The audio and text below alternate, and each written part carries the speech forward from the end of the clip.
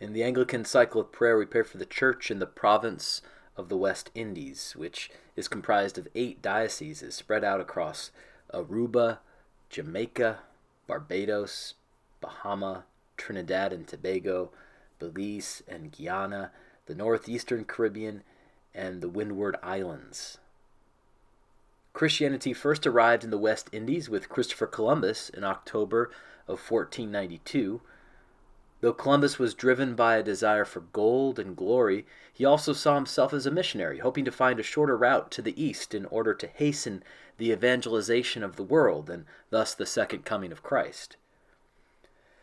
After the Spanish and the French brought Catholicism to the West Indies, the Dutch brought Protestantism, and in the 17th century, the Church of England brought religious conflict between Protestantism and Catholicism. According to Noel Titus, the Church of England had a shaky start in the West Indies. In the late 17th century, the Bishop of London began to license clergy to serve in the region. However, there was no oversight or accountability, so clergy of poor character would often behave immorally, with impunity. In the 18th century, the bishops of London appointed commissaries as episcopal representatives, but they often locked horns with local governors and legislators whenever they tried to set up ecclesiastical courts. The parishes in the West Indies were governed by vestries, which consisted of wealthy landowners and slave owners, who were not even required to be members of the church. Vestries had the power to hire and fire clergy and to withhold clergy stipends if the priests ever challenged or criticized their blatantly immoral behavior.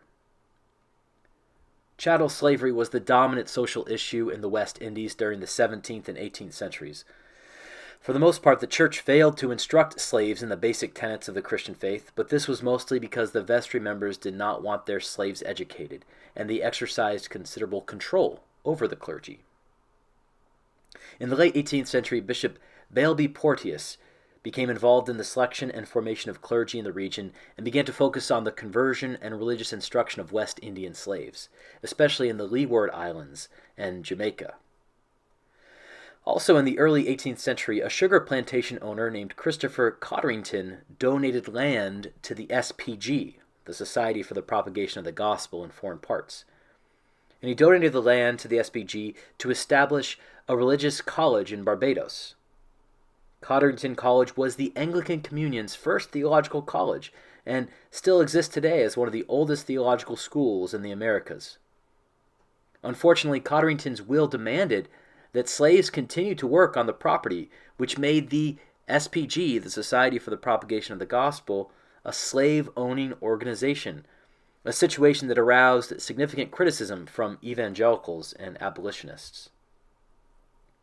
Moreover, when the SPG took ownership of the Cotterington plantation, slaves had the word society branded on their backs with a red-hot iron.